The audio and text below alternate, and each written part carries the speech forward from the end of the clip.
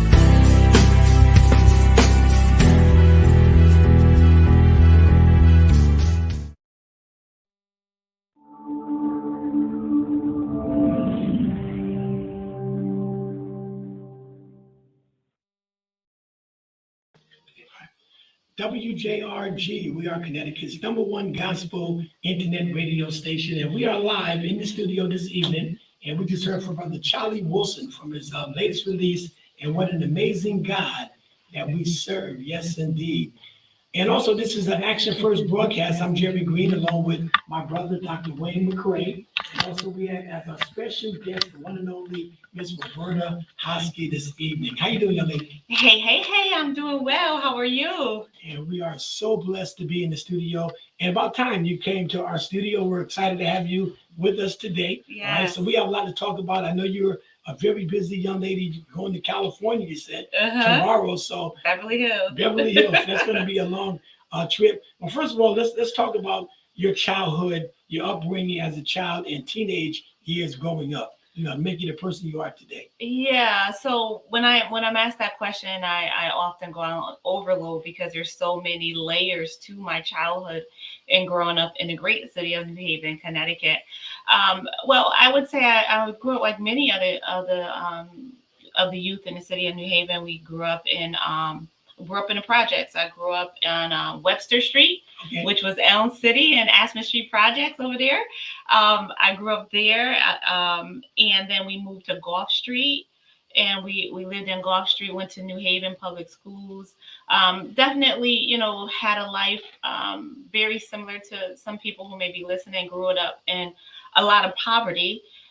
Which we didn't know what it was at the time. It was just natural. It was just, it was our norm. But grew up in New Haven Public Schools. I had a lot of issues. I had anger problems. I was fighting everybody, Jerry. Yes, I was fighting people with my nice, beautiful, calming self right now. I was just an angry child. But it was only because it was displaced emotion from all of the things that were going on in my life at the time.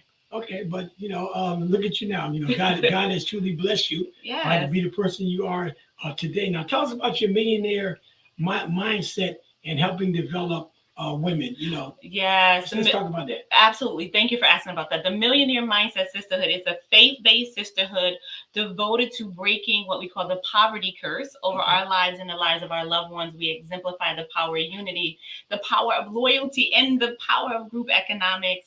We're in constant pursuit of our divine purpose that creates our divine passions, that creates our divine prosperities. That's our mission statement. But in short, the Millionaire Mindset Sisterhood was established in 2017, and as part of my ministry, it is a new day ministry. It is a ministry of helps where I believe that God does not want us to live in a state of lack.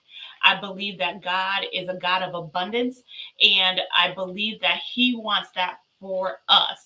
And because of how my life has drastically changed and how God has blessed in tremendous ways, where sometimes, Jerry, I still pinch myself, I don't think for a half a second that it was just so that I can me and my family can break poverty. I believe that God allowed it to happen so that one, you can see an example cut from the same cloth, from the same projects, from the same problems Right. as many people who are plagued in situational poverty, that it is possible. You know, it's one thing to talk it, but it's another thing to live it. That's right. Because I was taught coming up, like my dad used to tell us, you got talkers and doers. Mm-hmm, See, a lot of people, anybody can talk, mm-hmm. but just to make it happen, you got to go out there and put the work in now.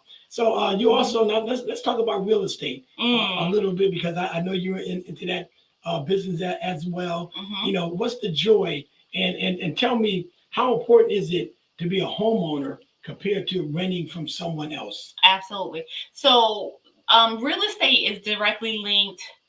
So what you'll find is that my life, although I am very busy, although I have my hands in multiple buckets, they are all in line with breaking what I call the poverty curse. They are all in line with helping to create wealth and solutions for people. And so with that, and it's all also in line with my life. Right. So I teach what I know have worked for me. I don't teach what I read in a book. This is not book knowledge. This is really what has happened in my life. So real estate was that powerful vehicle that the Almighty God used to break poverty over my life. My first investment, like, changed my entire life. It all had to do with the type of real estate we got into first. So many people are homeowners, right? You can own a home, but that doesn't mean you have an asset. You can own a home and have a liability. Right. And many people have a house, but your house poor, where the millionaire mindset, in the way that I look at the way of accumulating wealth in the real estate industry, is a strategic. Just like my real estate transaction, it was a multifamily first. So if you just simply do numbers, Jerry, it's simple. Like the house that I bought in New Haven, the mortgage was $1,100. Okay. So I rented to a Section 8 tenant on the third floor for, guess what? $1,100. Right. Yeah, but guess what? I couldn't afford the rent of $1,100. So when I tell the testimony, it's like, people think you need all this money. You don't need the money. You need the strategy. Right. So I was able to create affordable housing without going on Section 8. Right. And without waiting on a 2-year waiting list. With this real estate. And the wonderful thing about real estate, Jerry, is it appreciates. So it's like the stock market. It goes up and it goes down. You got to know when to buy and when to sell. And I just happened to buy at the right time. But that, you know how God works, because he knew I was going to be on this radio station with my big old mouth telling everybody, let's get into this real estate game, because it changes lives and financial futures. Well, people, they got to be taught. The Bible says my people are destroyed because of lack of knowledge. And sometimes we have to be taught certain things, like being an entrepreneur or just owning things, because for so long we either working with somebody else or we're looking for a handout, where we have the power right here in our own hands, just to get things done ourselves. Now you have a book out now. Let's talk about your book. Yeah. Right? I guess that's what you're promoting a lot now. Your new book, Poverty Curse Broken. Let's talk about your book. Yeah. So the Poverty Curse Broken and Berta Hosky story. It is about my life. Okay. When I went to write it, I was not trying to write about my life. I was just thinking I was going to give 21 steps on how to change your mindset. But how many of us that are listening know that when we have a plan, God has another plan, and that his plan is the perfect plan. And so in writing, I thought I was writing these steps, but every time I wrote, I began to talk about personal things that I never talked about before. And so I would take the paper and crumble it up and throw it away. And I began to write again. And I was like, oh my gosh, now I'm talking about daddy issues. Woo, that's deep. That's deep. Ooh, I can't let Roberta Hosky got daddy issues. Woo, let's throw that away. And then I started talking about, mama issues. Oh my golly gracious, relationship issues. And the list kept going on. And then finally, I just gave in to God. And I began to cry. And I was like, God, if this is what you want me to write, then so be it. I will be obedient. And I wrote 90% of that book in tears. Wow. 90% in tears writing that book. And it has blessed and it has gone places in the countries that I'll never step feet on. And I get testimony after testimony on how God used that book, Poverty Curse Broken, to inspire others and give people that hope that is necessary. And also that the hope, and also that faith, and also the unction to make action with it. Right. And so there's so many people who went into business now, people who invested in real estate, people who were just like me, single mother, welfare, homeless, all that stuff. Like I was all of that. People see me now, but they didn't see me when I was homeless. Right. They see me all dialed up in my fly shoes, but they didn't see me when I had holes in them. Okay. They see me with the money, but they didn't see when I had to pay my tithes, dumping the pocketbook out on the side, taking the change and the pennies, putting it in the church offering, y'all. Right. So it's a process. And God, if he could trust you over the little, this is faith-based, if I'm correct. I know this is faith-based. So God could trust you with the little, that he will trust you with the much. And I feel a need to just say that a little bit more. If he could trust you with the little, then God could truly trust you with the much. And I'm going to say again that I paid my tithes.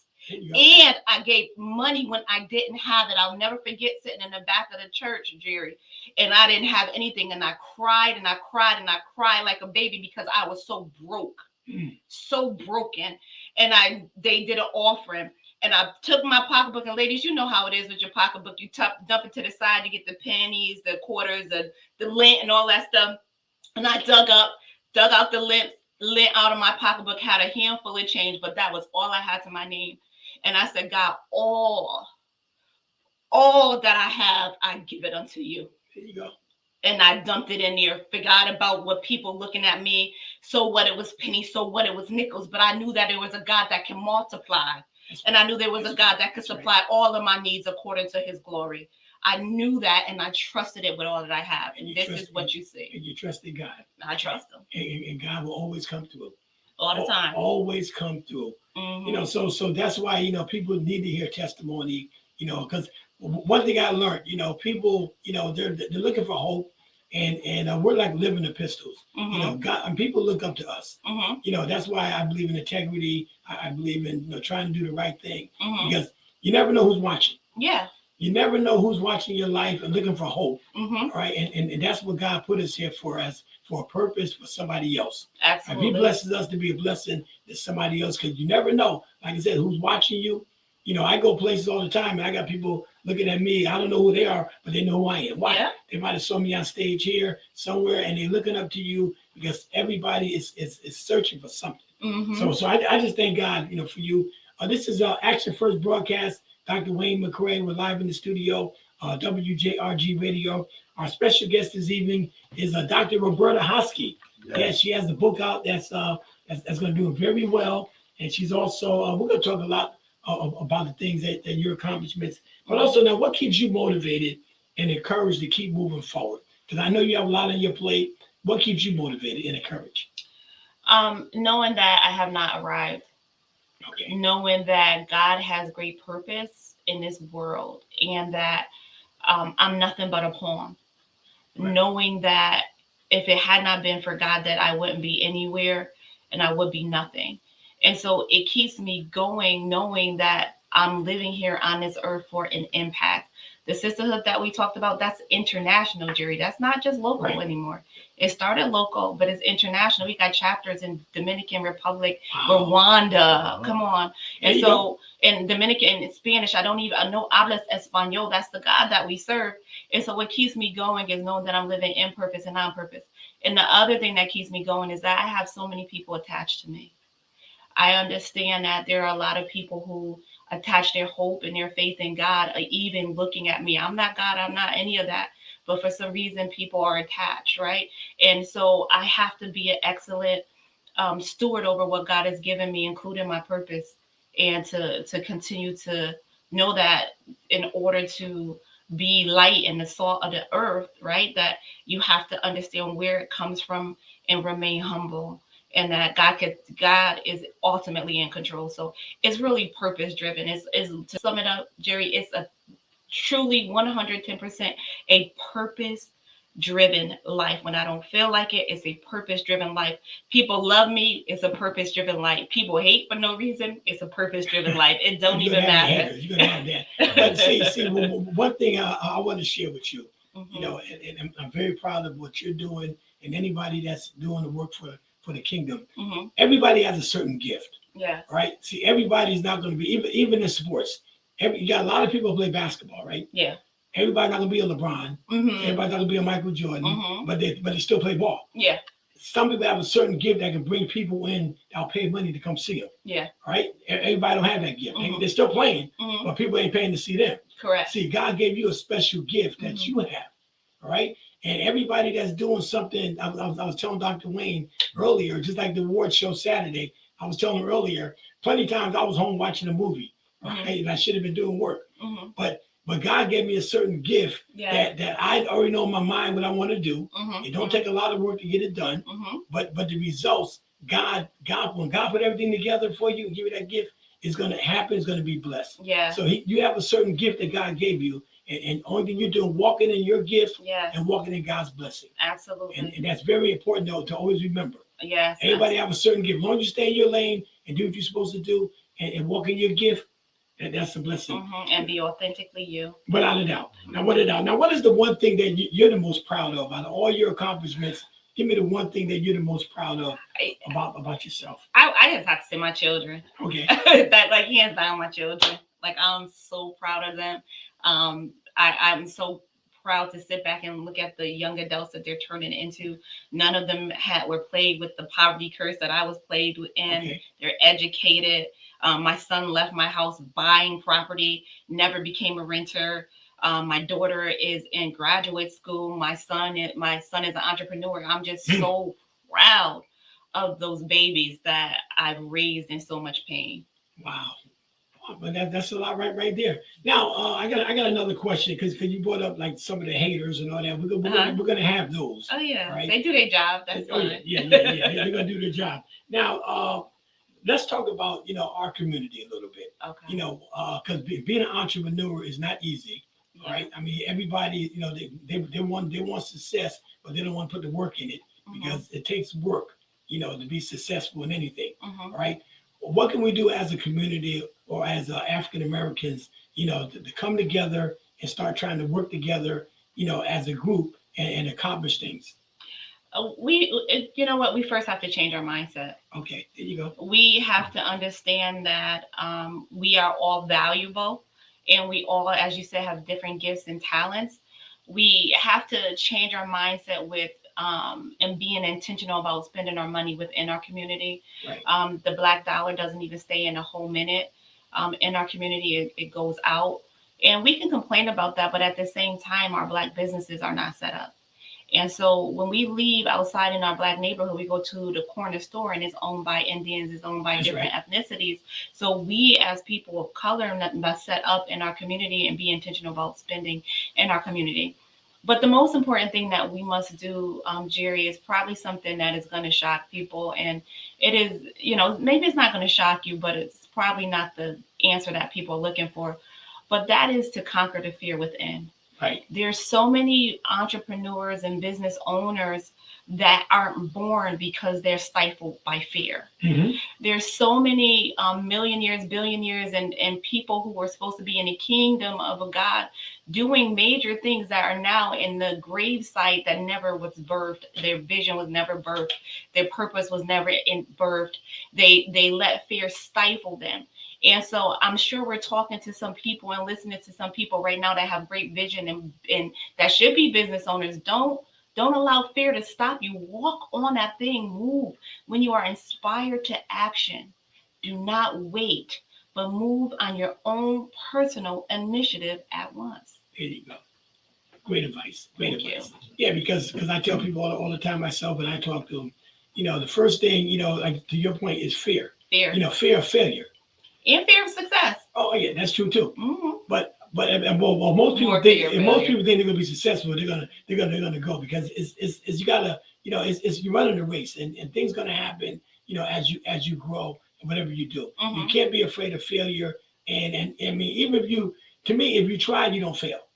That is true. That's what I mean when you gotta shift your mindset. Right. The ones who fail is the ones that don't try. Anybody can talk. The ones who fail is the ones that never try. Now, if you gave it your best, you gave it your best, you gave it your best. As far as I'm concerned, you didn't fail. You didn't. Right. And then also, if we look at it from this standpoint, Jerry, it's like, if in the end you learned something, did you really fail? Right. No, you did not. No, you didn't fail. No, it was a learning lesson. Right. And don't be afraid to put the work in. Yeah. Because you got to work. See, like the old song say, you may see my glory, but you don't know my story. Now, That's my story. yeah. People, they don't know the work that you put in. You know, they might see the successful part of it, but they don't know behind the scenes, Mhm. you know, what take place. Yeah. All right. Now, I mean, but that's where the work coming at. Mhm. All right. Just like I said, I go to sports again, whatever. We might see a guy play the game, but we don't see him out there practicing, you know, shooting 1,000 free throws or whatever to get Mhm. better. Mhm. All right. Or they don't see you, what you doing, you know, when nobody's around, Yeah. you're on your computer late Yeah. at night, you know, trying to do numbers, whatever you got to Yeah. do, you know, to make your business. They don't see that. Yeah. They just see the outside success, Yeah. but it's work. It's work. It's work and it's discipline. Yes, it is. Many of us lack discipline. That's why you have the businesses that are up today and go on tomorrow. You have to have that discipline to Right. to stay stay on task and keep going even when it starts getting hard. Stay the course. You just right. never give up. Yes, stay the course. Right. You got to stay the course. Never give up. Well, Dr. Wayne, you have any questions? Yeah, a couple. You know, through this pandemic, you know, how things have been, you know, with still moving forward, you know, with, you know, investing in properties. How Mhm. has that been through this process? Was Mhm. there been an increase or have things kind of shifted? So we definitely got it was a huge impact with the pandemic. However, the state of Connecticut made real estate a mandatory position. Mm-hmm. We became mandated to sell real estate. Mm-hmm. That Okay. speaks a lot as it relates to how real estate affects the economy. But we definitely hit hard, rocky bottoms. But we had to do as successful business owners do. You move with your market. So what ended up happening is, as real estate people didn't want to sell and things of that nature, you know, I was able to shift with my school. People was home. They wanted to educate. They wanted to be in control of their money. So while the traditional real estate was on hold, I was in tune with the industry and the market and was able to shift. And my real estate school went through the roof. So that's why I also say you have to have multiple streams of income, because when one stream dries up, Right. other ones was flowing. And so that's exactly what happened. My real estate school bloomed. I mean, I was having over close to 100 people in class. Wow. Wow, that's awesome. That's good. That's So good. that just built, you know, just excelled the organization to Yeah. make it an empire. Right? Mm-hmm. Yeah. Absolutely. So one other question. I know the market for residential. Do you work in commercial properties? Absolutely. Okay. Yeah, the commercial property realm as well. Yeah.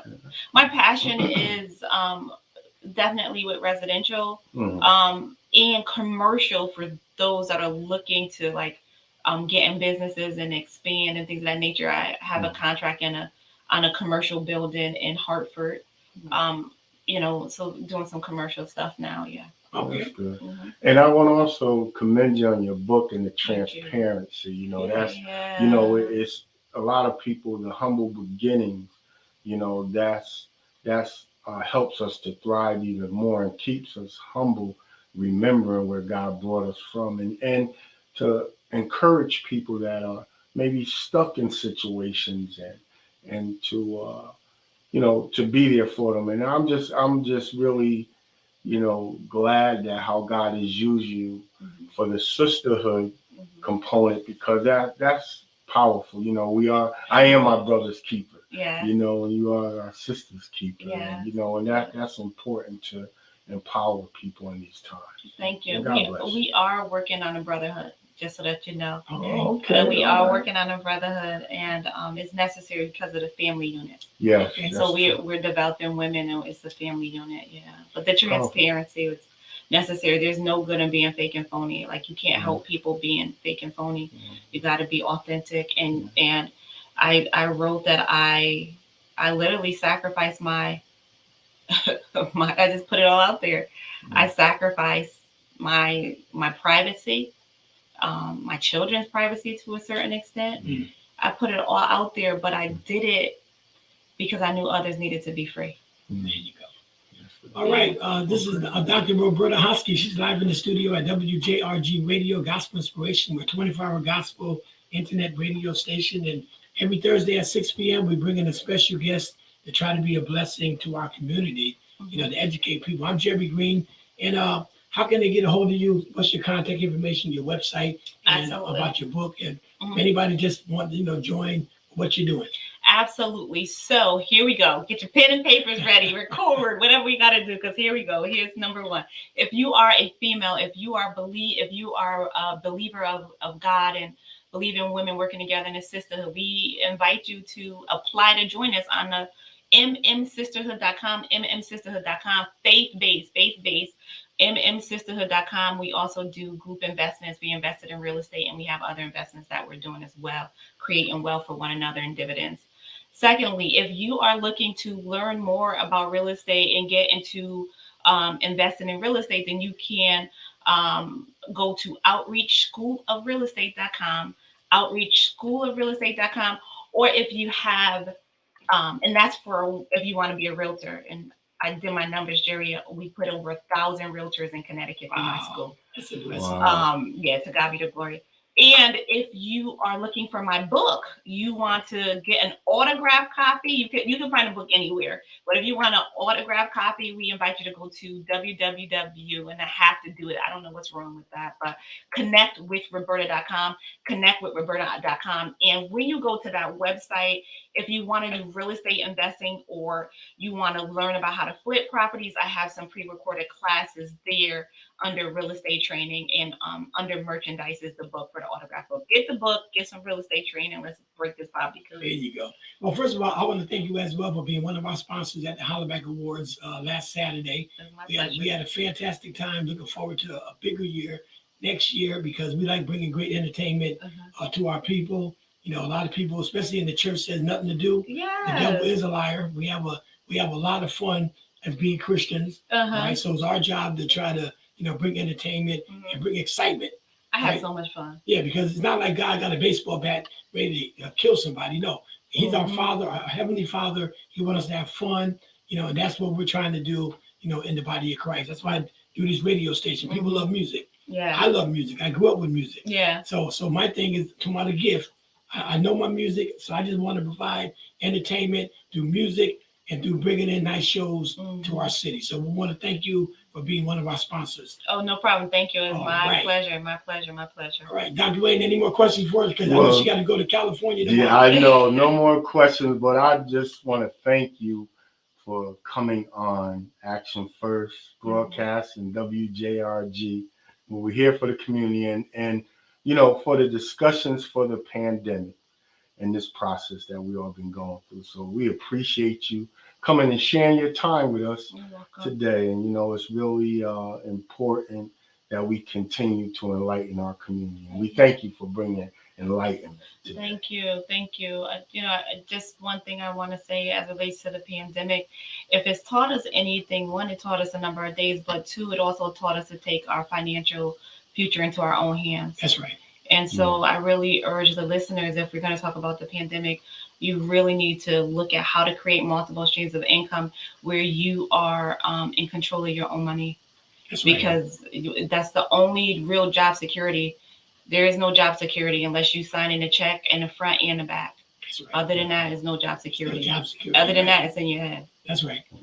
All right. Well, I want to thank you for taking action first. Yes.